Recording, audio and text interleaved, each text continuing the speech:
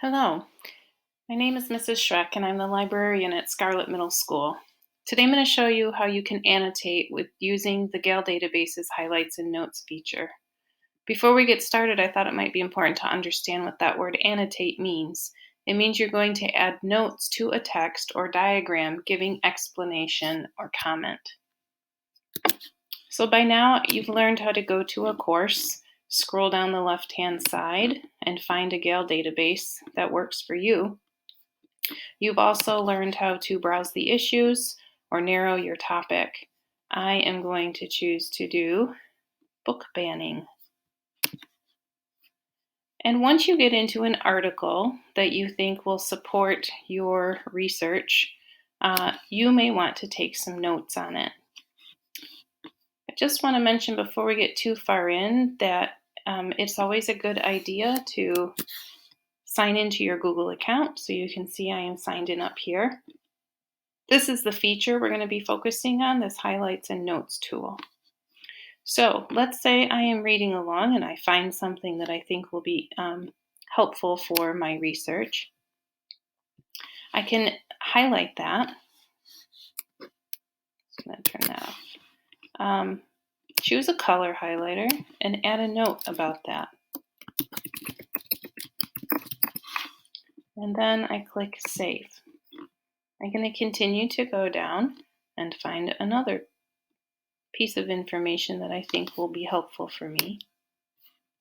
And this time, I'm going to pick a different color because this has to do with librarians or book purchasers' goals. And then I'm just going to continue to read the article until I find another something that might be helpful for my research. And then I'm going to make this one a third color and note that money plays a role. Now you may notice up here at highlights and notes, it is now showing that I have 3 highlights and notes. So if I go into highlights and notes and then view all highlights and notes, there's a couple things I can do with this. One, I can go to labels and I can give each color a label. So maybe everything that I highlight in yellow has to do with students. And everything that I highlight in green has to do with librarians.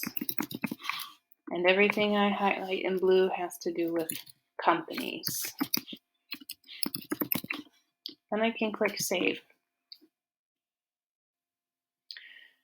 I can also note that down at the bottom is the site source for this, where I got the information from, the article.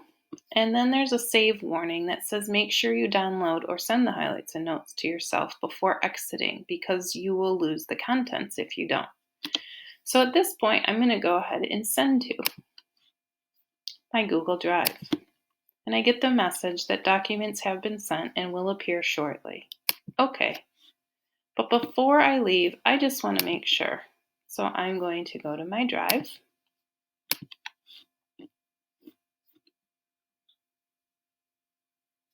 And you can see the very first thing here is a highlighted article with today's date. If I double click, that will open up like a Google Doc.